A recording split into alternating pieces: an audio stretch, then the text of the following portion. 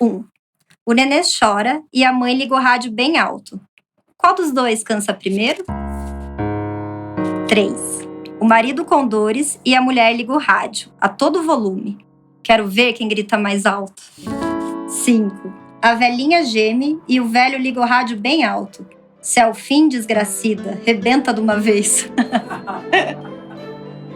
Essa leitura que você acabou de ouvir foi gravada por uma artista curitibana. Ela estudou gravura e se formou em letras pela Universidade Federal do Paraná.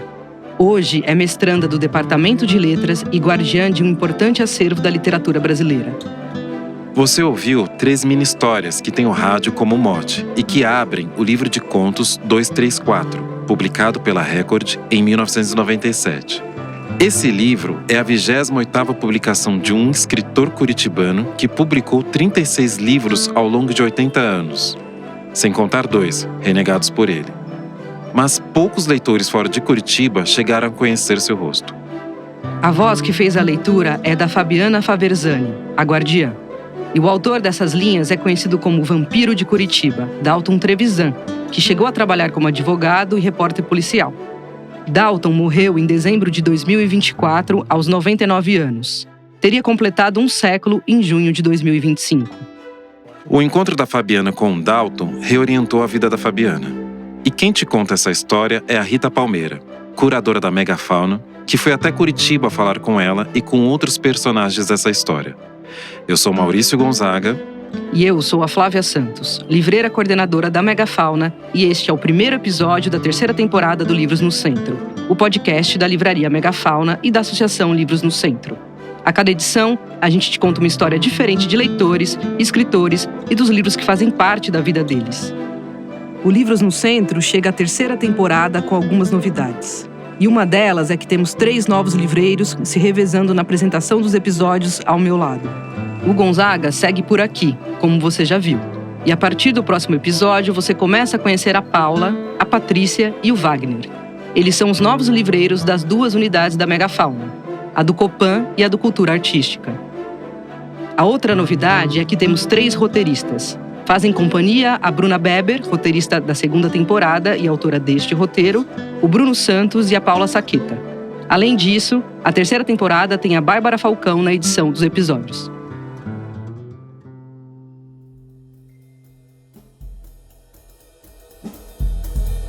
No fim de maio, eu peguei um avião em Congonhas com destino a Curitiba. Fazia um frio danado por lá. No mesmo dia em que eu cheguei, eu fui até o edifício Leblon, que fica na região central da cidade, porque eu queria conhecer em detalhes, imagens e objetos a Fabiana Faversani e sua história de amizade e parceria com o Dalton Trevisan. Uma parceria importantíssima para a literatura brasileira das últimas e das próximas décadas. Foi a primeira de muitas conversas que tive em Curitiba nos 3 dias que passei por lá. Fabiana tinha quase 18 anos quando foi convidada a ser assistente do Dalton, que na época tinha quase 80. Hoje, ela é responsável pelo acervo, pelas edições e reedições da obra do Vampiro. E tem tanta história para contar dessa parceria que a gente precisaria de uns 2 episódios para dar conta de tudo. O encontro dos 2 aconteceu numa livraria no começo dos anos 2000. Mas, inicialmente, a aproximação não se deu por causa de livros, e sim por causa de filmes. Eu trabalhava na livraria do Chaim, trabalhava na caixa e eu gostava muito de ler, tinha muita curiosidade, assim, e conversava muito com os clientes, né? Tinha uma relação de indicação de livros, vários clientes frequentavam no mesmo horário, né, a livraria. E o Dalton era um desses, ele frequentava também uma locadora, ele era viciado em cinema. Comecei a conversar com o Dalton, na verdade, porque eu sempre ficava curiosa. Ele chegava toda segunda-feira com uma sacolinha com 7 VHS e eu falava, o que será que esse cara vê? Ele parece tão inteligente, tão disponível, muito querido. Ele dava caderninhos, né, pros atendentes, sempre muito simpático, assim. Os caderninhos são outra história, que eu vou te contar mais adiante. O Dalton era visto pelas ruas de Curitiba quase todos os dias. Ele saía para caminhar e seus passeios incluíam uma passada no mercado, em sebos, cafés, restaurantes e na locadora.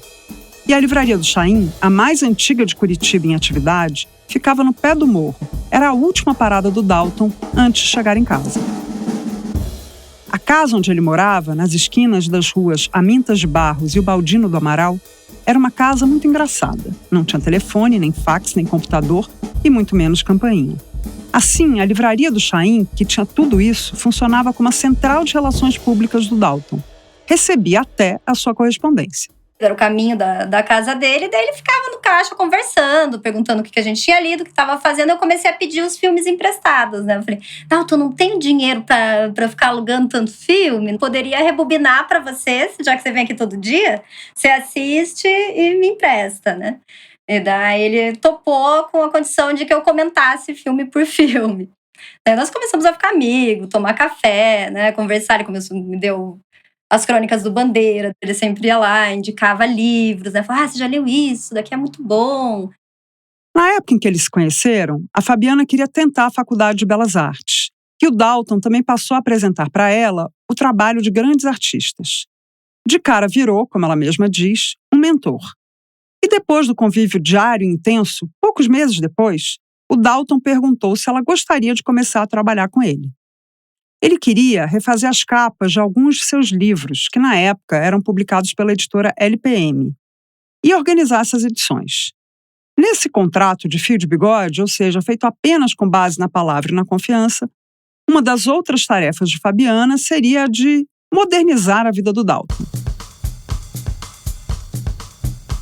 Mas você soube desde o início que o Dalton era o Dalton? Do início, não. Assim, no começo eu soube, a gente já estava conversando, trocando filme. Ele já tinha me dado algumas edições do Manuel Bandeira, o Zazie no Metrô, do Quenô, assim.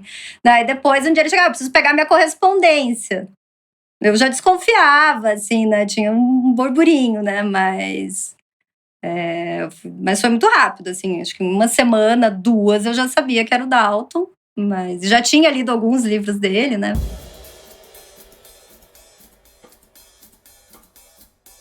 Você já viu alguma vez na vida um vampiro?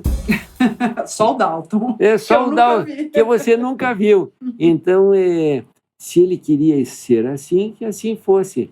Não queria contato. Mas ele pegou uma secretária que trabalhou aqui conosco. Fabiana, extremamente inteligente. Ele chegou um dia e disse assim para mim, Chaim, eu preciso de uma pessoa que administre, né, como secretária. E eu venho te pedir a permissão se eu posso tirar essa tua funcionária para trabalhar comigo. E o senhor deu? Eu dei, eu disse para ele. Não fiquei, eu disse, ótimo, era a melhor funcionária da época que eu tinha, muito inteligente, habilidosa, séria. Perguntei, você está bem com ele? Aí ela disse, estou. Eu digo, então ficou contente. Esse é o Aramis Chaim, proprietário da livraria do Chaim. A Chaim foi fundada em 67 e está até hoje no mesmo lugar. Rua General Carneiro, 441, no centro de Curitiba, em frente ao prédio da Letras da Universidade Federal do Paraná, a UFPR. É uma livraria de 2 andares que também funciona como editora. Livros de todos os tipos, além de material de papelaria, se amontoam nas prateleiras. Coladas nas estantes estão matérias de jornal selecionadas pelo próprio Chaim. Normalmente são reportagens sobre política, mas tem de tudo um pouco. Ainda hoje, a livraria recebe debates e lançamentos de livros. Em 93, chegou a ser considerada a melhor do país pela Folha de São Paulo. Além de Dalton, seu amigo e grande parceiro em tantas capas, o artista visual Poti Lazarotto também frequentava a livraria. Assim como outro poeta e escritor curitibano, Paulo Leminski, que era um assíduo visitante da Chaim. Vinha todo dia, sentava num banquinho onde tenho ali a cantina, em homenagem a ele, e aí ele ficava, depois de umas 2, 3 horas, ele ia embora. Ele entrava como ele saía, né? A gente se cumprimentava, trocava poucas palavras, porque ele não era de falar. O que ele conversava aqui era com os meus livros, né, da livraria. E você sabe que o Dalton Trevisan era a mesma coisa. Ele visitava-me, eu, com os clientes especiais, pediam para... deixavam o livro para ele autografar. Ele autografou muitos livros aqui, mas eu não peguei nenhum livro para mim. Isso ele fazia em todas as livrarias, né? Ele ia no Guignone todo dia, que era uma livraria que infelizmente fechou também. Daí ele arrumava a vitrine com os livrinhos dele, via se tinham todos. Daí se alguém fala, chegou um fã seu, daí ele fala, vou trazer um livrinho autografado, daí deixava, assim, né? Pouca gente sabia que o Dalton, mesmo à distância, dava atenção aos fãs. Eu já tinha ouvido relatos de trocas de e-mails com alguns deles. Conhecida mesmo era sua fama de recluso. Ele evitava qualquer contato com a imprensa e declinou todos os convites para eventos e feiras literárias que recebeu. Essa fama, ou melhor, esse comportamento, com o passar dos anos, fez de sua figura um verdadeiro mito. O que poucas pessoas sabem, sobretudo as que não circularam pelo centro de Curitiba nas últimas décadas, é que o Dalton era o recluso mais avistado da cidade. Era sabido o horário que ele costumava almoçar no Vegetariano, o horário em que ele passava no mercado para comprar mamão. Só o pátio da reitoria da UFPR, ele cruzava 3 vezes por dia e diariamente caminhava pelo passeio público. É uma mitologia. Assim, ele fugia muito de jornalista, fugia muito do ambiente acadêmico, né? Mas ele, inclusive, antes disso, ele ia para o Rio de Janeiro, passava temporadas na casa do Rubem Braga, do Otto, né? Circulava. Na época da Pasquim, ele colaborou com mais de 50 contos na Pasquim. Ele saía para noitadas com Ivan Lessa, com Milor, com, né, Jaguar, assim. Então, essa reclusão, ela é muito mais uma persona que ele criou do que uma realidade. Assim, nos cafés, no mercado municipal, que era outro lugar que nós íamos, assim, umas 3 vezes por semana, no mínimo. Ele tinha cadeirinha que ele sentava sempre no café, no japonês que ele gostava de almoçar. Assim. Ele gostava muito de escutar histórias. O recluso mais visível da cidade, né, porque ele estava sempre caminhando por aqui e durante muito tempo eu morei ali na mesma região, ali no apartamento em que hoje está a Fabiana. A gente conhecia ele como conhecia os vizinhos. As pessoas, a gente passava por ele na rua o tempo todo. De uma ocasião eu topei com ele na rua, na fila do mercado, na esquina da universidade. E em pelo menos 2 dessas situações eu parei para falar com ele. Fui dizer obrigado por tudo, valeu por existir, nossa vida é melhor graças a você.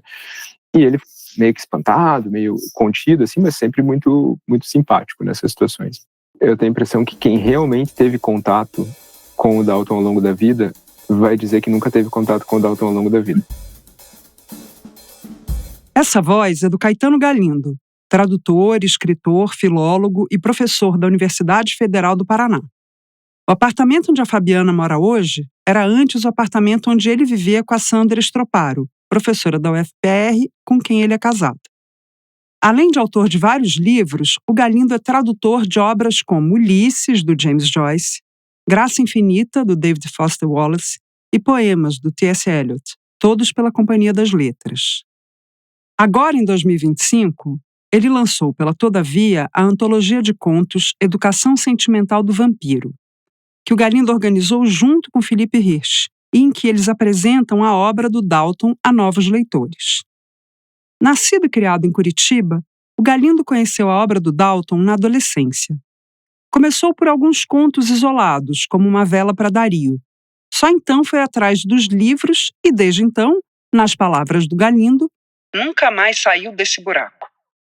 O Galindo lembra de ter comprado seus primeiros exemplares do Dalton numa livraria da Rua 15, a Guignone, na época em que estudava letras no campus da reitoria, lá em frente à livraria do Chaim. Portanto, no raio de 1 quilômetro havia a casa do Dalton, o prédio onde o Galindo estudava e a livraria. Isso foi no começo dos anos 90. Dalton estava chegando aos 70 anos. Que a gente cresceu, pensa, comecinho dos anos 90, quando eu tinha 20 anos, era o momento em que o Dalton inventa a estética dos mini-contos, das mini-histórias. E aquilo, cara, aquilo foi uma maravilha, você estar acompanhando a evolução da produção de um cara que já era um monstro consagrado, e de repente o cara faz um negócio completamente novo, e você tá ali para ver o livro sair naquela hora e saber. Então, tipo, era muito vivo, era muito nosso, era muito presente, e foi muito importante pra gente acompanhar essa evolução dele. A gente poderia dizer, ele já tinha vivido o seu auge décadas antes. Ele era um escritor incontornável da geração dos nossos pais. E de repente esse cara diz, vocês acharam que eu estava esquecido aqui nesse canto? Não, toma essa e virem-se com esse negócio agora, e a gente fica tentando entender o que estava acontecendo ali com a gente. Eu tenho a impressão que a gente vive numa cidade que ele meio que ajudou a formatar, ou inventou também. Agora, a gente vai dar um pequeno respiro na história para ouvir um trecho do conto Uma Vela para Dario, na voz da Nina Knudson. Ele foi tirado do livro 20 Contos Menores, lançado em 1979 pela Record, editora que publicou o Dalton durante quase 50 anos. O conto também integra o volume 100 Melhores Contos Brasileiros do Século, lançado pela editora Objetiva no ano 2000, com organização de Ítalo Morricone. Dario vinha apressado, guarda-chuva no braço esquerdo e, assim que dobrou a esquina, diminuiu o passo até parar, encostando-se à parede de uma casa. Por ela escorregando, sentou-se na calçada, ainda úmida de chuva, e descansou na pedra o cachimbo. 2 ou 3 passantes rodearam-no e indagaram se não se sentia bem. Dario abriu a boca, moveu os lábios, não se ouviu resposta. O senhor gordo de branco sugeriu que devia sofrer de ataque. Ele reclinou-se mais um pouco, estendido agora na calçada, e o cachimbo tinha apagado. O rapaz de bigode pediu aos outros que se afastassem e o deixassem respirar. Abriu-lhe o paletó, o colarinho, a gravata e a cinta. Quando lhe retiraram os sapatos, Dario roncou feio e bolhas de espuma surgiram no canto da boca. Cada pessoa que chegava erguia-se na ponta dos pés, embora não o pudesse ver. Os moradores da rua conversavam de uma porta a outra. As crianças foram despertadas e de pijama acudiram à janela. O senhor gordo repetia que Dario sentara-se na calçada, soprando ainda a fumaça do cachimbo e encostando o guarda-chuva na parede. Mas não se via guarda-chuva ou cachimbo ao seu lado. A velhinha de cabeça grisalha gritou que ele estava morrendo. Um grupo o arrastou para o táxi da esquina. Já no carro metade do corpo, protestou o motorista. Quem pagaria a corrida? Concordaram chamar a ambulância. Dario, conduzido de volta e recostado à parede, não tinha os sapatos nem o alfinete de pérola na gravata. Alguém informou da farmácia na outra rua. Não carregaram Dario além da esquina. A farmácia no fim do quarteirão e, além do mais, muito pesado. Foi largado na porta de uma peixaria. Enxame de moscas lhe cobriu o rosto, sem que fizesse um gesto para espantá-las. A última boca repetiu. Ele morreu. Ele morreu.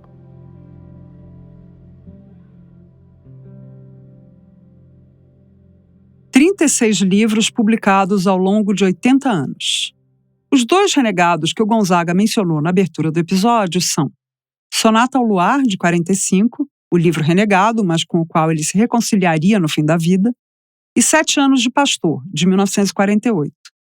Em razão disso, ficou determinado que sua estreia na literatura brasileira é com Novelas Nada Exemplares, de 1959, ou seja, 14 anos depois de Sonata ao Luar. Todos os 36 livros estão sendo reeditados pela Todavia. 6 livros já estão nas livrarias, entre eles os clássicos O Vampiro de Curitiba, de 65, e Aé, de 94. Este que inicia a fase dos mini-contos que o Galindo comentou. Você imagina o que é mergulhar numa obra desse tamanho? Iniciativas como a coleção, as reedições, só são possíveis graças ao trabalho de alguém como Fabiana Faversani. Graças à amizade que começou nas visitas que o Dalton fazia à livraria do Chaim. A Fabiana conta mais sobre o tal contrato de fio de bigode que ela estabeleceu de início com o Dalton. Ficava reclamando um pouco das condições trabalhistas, né? E daí a gente já tava falando, um absurdo, né? E daí eu comecei a frequentar a casa do Dalton, já tinha uma certa idade, e eu vi que as coisas também estavam muito bagunçadas, né? Ele começava a mostrar, eu falei, Dalton, mas tem que, né? Isso aqui tem traça, a gente tem que dar um jeitinho nisso, né? Não, vamos limpar, vamos mandar esse livro para restauro, né? E resolver as coisas. Ele mostrou como ele fazia as capas, ele sempre gostou de ter controle editorial, né, de tudo. Então ele mandava já a capa pronta. Daí o que ele fazia? Ao invés de usar Photoshop, que ele não sabia, ele cortava, né, as figurinhas. Daí ele levava no Chagas, pedia para aumentar, diminuir, para fazer a composição, colava. E daí, quando ele precisava editar, ele pegava corretivo. Ele tinha dezenas de corretivos, né, de tinta corretiva, e ficava marcando os limites. Não, era uma maravilha, era uma diversão, né? Quando eu vi ele fazendo isso, eu falei, Dalton, que loucura! Eu falei, você quer que eu faça isso pra você no computador? Você não precisa mandar essa folha pra editora, né? Fabiana não trabalhou ininterruptamente com o Dalton. Uma época, ela se desligou para tocar um bar herdado de uma amiga que tinha saído de Curitiba. Aliás, o Dalton a estimulou a ficar com o bar, porque dali, certamente, achava ele, viriam boas histórias. E o Dalton adorava escutar essas histórias. Mas ela acabou voltando a trabalhar com ele um ano depois. Isso foi em 2012, logo depois de ele ter ganhado o Prêmio Camões, a mais alta distinção para autores de língua portuguesa. E a Fabiana voltou para trabalhar integralmente com ele. Cuidar do acervo, organizar, cuidar da casa, cuidar dele. Mais que uma amizade, uma irmandade, talvez. Fabiana trabalhava o dia inteiro, inclusive sábado e domingo. Atendia telefonemas na madrugada para resolver urgências. Quer dizer, nem sempre urgências. Eu dei um celular daquele de SOS. Ele tinha telefone em casa, assim, mas eu falei, isso daqui fica no bolso, você tem, né? Caiu no banheiro, aconteceu alguma coisa, aperta, eu chego rápido, né? Ele não entendeu muito bem a noção de urgência, né? Então, tipo, preciso de ovos, né? Eu tava com preguiça de telefonar. Eu ia de bicicleta, né? O que foi, Dalton? Tava com vontade de comer um omelete? Não sei o que era. O Dalton já estava mais debilitado por causa da idade. A Fabiana dedicou a juventude dela às décadas finais de vida de um escritor que se dedicou integralmente à literatura. Ela, por fim, se tornou a responsável por todos os aspectos da vida pública e particular dele. A nossa relação, eu acho que de 2012 para frente foi muito, muito boa, muito prazerosa, assim. Eu acho que eu tinha já mais paciência, não ficava tão irritada com as manias, né? O Dalton era uma pessoa muito metódica e tinha umas escrivaninhas antigas, aquelas cheias de gaveta. Ele começou a abrir, tinha umas cadernetinhas, que é uma caderneta preta, ele comprou, sei lá, umas 80 dessas, assim, escreveu a vida inteira na mesma cadernetinha. Ele numerava. Super minucioso. E o que tem nessas cadernetas? Todo o processo de todos os livros, né? Diário, assim, tipo, eu anotei, encontrei fulano de tal, onde me contou tal história, tal crime, né?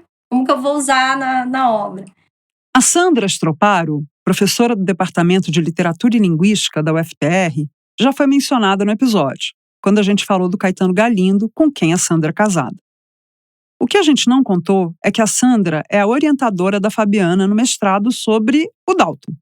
Ela acompanhou nos últimos anos a amizade e o trabalho que a Fabiana vinha desenvolvendo com o Dalton. E agora orienta a sua pesquisa. O Dalton tinha essa preocupação gráfica, uma preocupação de escolha de textos, mas uma preocupação de escolha de tradutores para os textos, que é uma coisa que começa a acontecer muito depois no Brasil. Né? Quer dizer, um tipo de refinamento que era estético, visual, mas que era um tipo de refinamento literário que não estava em nenhum lugar do Brasil. Muitas das revisões dele começaram, às vezes, como correções. Né? Então, tudo isso faz parte. E ela acompanhou, e enquanto ela ia mexendo nesse acervo, ele ia contando essas coisas todas para ela. Fabiana veio, eu tenho um monte de material. Como que a gente pode transformar isso em algo que reflita e a pessoa tenha essa sensação de que eles fizeram um monte de coisa juntos, né? Não era uma coisa específica, o Poti ilustrava as capas do Dalton. Não, eles trabalhavam juntos mesmo, né? Se reuniam e trabalhavam em vários produtos, de várias formas, de vários caminhos, né? Esse que você acabou de ouvir é o Thiago Tizot, escritor, editor e livreiro. Ele é sócio fundador da editora e livraria Arte e Letra. A livraria fica na rua Desembargador Mota, 2011, no Batel. É considerada um dos lugares mais interessantes da cidade, muito frequentada por estudantes intelectuais, tradutores e alguns escritores importantes do Paraná, como a Lucy Colin e o Cristóvão Teza. Nos últimos anos de vida do Dalton, o Thiago teve uma aproximação pontual com ele. Chegaram a fazer alguns projetos juntos. Todos artesanais, como uma reedição do Sonata ao Luar, editado em parceria com a Fabiana, e do livro A Mão na Pena. Não demorou para terem outras ideias. Papo vai, papo vem, chegaram a pensar em reeditar a revista Joaquim, que o Dalton fundou em Curitiba em 1946 e que havia sido a inspiração do Tiago para criar a revista Júlia, editada por eles na Arte e Letra. Mas tiveram uma ideia ainda mais mirabolante, fazer uma caixa. Chamada de Traçadas Linhas, ela é conhecida como a Caixa Dalton Poti. Ele organizou a caixa do Poti, que ele ficou dando pitaco, né, com o Tiago da Arte e Letra. E daí, nesse período, ele resolveu fazer essas mini antologias de caderninho. Ele adorava. Caderninho é o maior prazer, assim. Ele falou, a gente distribui de graça, fica todo mundo feliz. Não é igual lançamento de livro, que você tem que, né, convencer as pessoas a comprarem. Esses são aqueles caderninhos que vocês distribuíam para a biblioteca? Isso, escola, em café. Não, daí universidade? ele sempre andou com blusões com bolsos, né? Eu gostava de fazer uns 4 diferentes para ir sentindo o público, né? As meninas do café do mercado municipal, coitadas. Assim, ele falou, não, você deve ter alguma amiga para dar. Deixa no ônibus, deixa no ponto de ônibus, leva. Nos últimos anos de vida, além de seguir na tarefa de reescrever obsessivamente seus contos, o Dalton, com a ajuda da Fabiana, organizou uns 10 desses caderninhos que circularam provavelmente por toda Curitiba, de graça. No dia em que eu fui gravar a entrevista com a Fabiana, ela me presenteou com alguns deles. São pequenos, em preto e branco e ilustrados. Dalton já havia editado e distribuído esses caderninhos nos anos 50. Retomar os caderninhos, reler as cadernetas e diários, tudo isso contribuiu para a ideia de fazer antologias pessoais. Fabiana chamava essas antologias de antologias dentro da obra. E dessa empreitada ela foi também editora. A proposta que o Dalton fez a si mesmo foi reler todos os seus livros e escolher seus 4 contos favoritos de cada um. Ele e Fabiana começaram a fazer listas e anotar também nos próprios livros. Só que daí ele falou, nossa, eu percebi que eu tenho umas histórias aqui que os personagens se interligam. Passam de um livro para outro e, né, eu escrevi meio que... Ele falava que ele escrevia como dava ninhada de gato. 9 contos de uma vez, 12 contos, assim. Quando saiu um livro, ele já tinha 3 prontos, assim, né? E daí, assim, não sei, né? Cacetada de carta, né? E eu sabia que ele tinha uma correspondência. De repente, ele falou, eu tenho, sei lá, acho que umas 600 cartas com o Otto. Ele começou a digitar vocês, ele começou a me mostrar, né? Eu falei, nossa, Dalton, suas cartas são incríveis. Posso ler? Ele pode. A grandiosidade do legado de Dalton Trevisan se reflete no volume de material que ele deixou. São as cartas trocadas com Otto Lara Rezende, as famosas cadernetas, quase 3.000 laudas de diário, contos inéditos, rascunhos e primeiras versões de textos. Também há inúmeros recortes de jornais e revistas, além de correspondências com escritores, teóricos e tradutores, como José Paulo Paes e Antônio Cândido. Todo esse material hoje faz parte do acervo Dalton Trevisan do Instituto Moreira Salles. O acervo foi inteiramente doado quando o autor ainda estava vivo e por vontade dele. E todo o processo foi conduzido pela Fabiana. A Biblioteca Brasiliana Gita e José Mindlin, da USP, a BBM, abriga ainda 21 traduções e 41 caderninhos. Eu gostaria de dizer, e tenho dito, é que a presença da Fabiana nessas 2 décadas ao lado do Dalton é uma coisa sem muito paralelo na história dos escritores brasileiros. Por organizar esse arquivo, por divulgar esse arquivo, por cuidar das edições, por zelar por tudo, o aspecto gráfico, editorial, de publicidade. Ela deu um tipo de sobrevida completamente diferente à carreira dele, à obra dele como um todo, e continua cumprindo esse papel até agora. E a Fabiana, o que ela acha dessa parceria?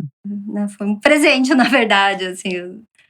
A minha relação com os livros, assim, né? O Dalton já era tão apaixonado, tão dedicado, vivia isso tão intensamente, esse ofício, assim, da escrita, da leitura, que isso alterou, acho que, a vida de todo mundo, assim, que estava perto. A gente volta já já.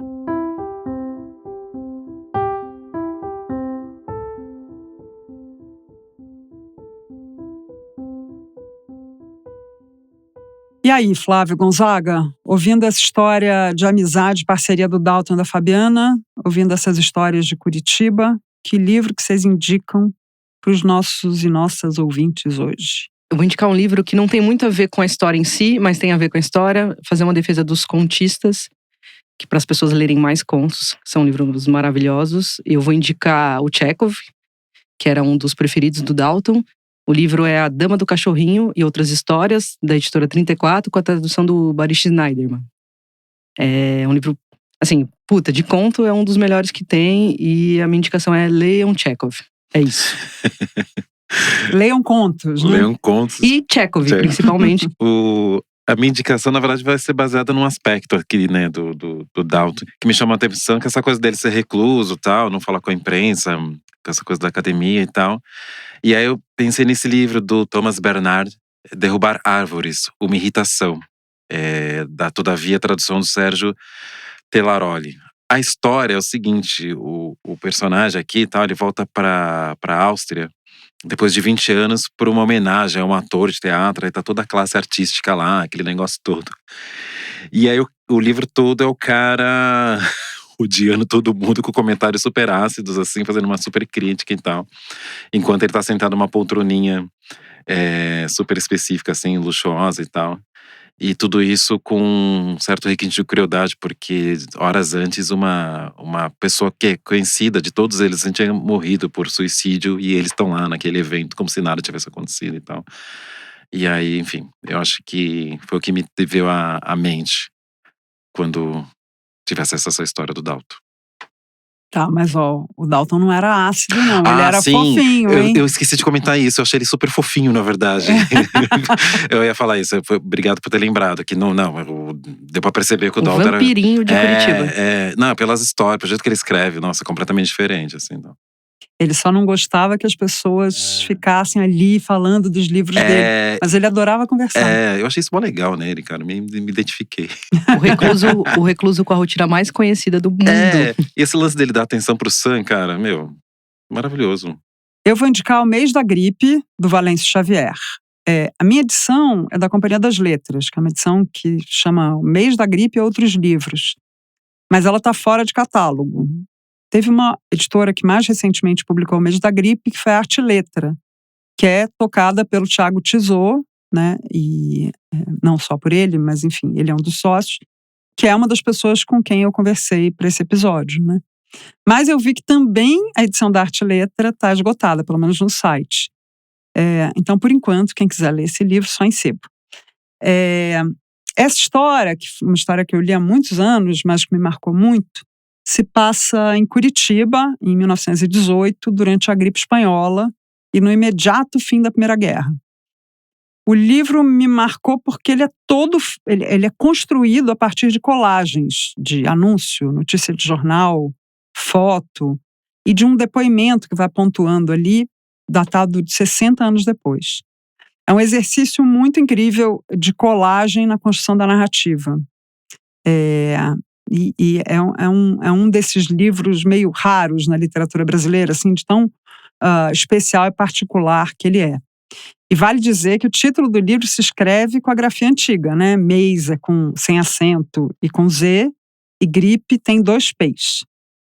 Esse livro, ele foi publicado originalmente faz um tempão, tem mais de 40 anos, em 81, e ele foi retomado, voltaram a falar dele na época da pandemia agora, de Covid, né? É um livro sensacional, um marco mesmo na literatura brasileira contemporânea, e acho que é um ótimo jeito de conhecer esse escritor, que era paulistano, mas que bem jovem se mudou para Curitiba e ficou por lá até sua morte, né? O Valêncio Xavier morreu em 2008. São essas as nossas indicações, então. Agora a gente vai para o quadro Sabe Aquele Livro? Ao longo das últimas temporadas, ao fim de cada episódio, a Flávia dizia a vocês: quem já trabalhou como livreiro sabe que uma das atribuições do cargo é decifrar enigmas. Então, para treinar aqui a habilidade da adivinhação, a gente criou o quadro Sabe Aquele Livro? Na minha voz vai soar diferente, mas era esse o texto dela. Pois é, 2 temporadas e 20 episódios depois, a gente decidiu, para esta 3ª temporada, repaginar o quadro. E é a Flávia quem vai te contar tudo sobre essa reforma. Nessa temporada, convidamos livreiros de outras livrarias para desafiarem os livreiros da Megafauna. Foi um jeito de trazer ainda mais livrarias para o nosso podcast. E assim podemos ir conhecendo um pouco sobre livreiros e livrarias de todo o país. Hoje, quem vai desafiar nossos livreiros é a Natália Garcês, da livraria Palavrear de Goiânia. Ela vai descrever um livro sem revelar o título e a autoria. E a Flávia e o Gonzaga vão tentar desvendar o mistério aqui de improviso. Bora lá? Vocês estão prontos? Nasci pronta. Bora lá, né? Olá, eu sou a Natália, da livraria Palavrear, que fica em Goiânia.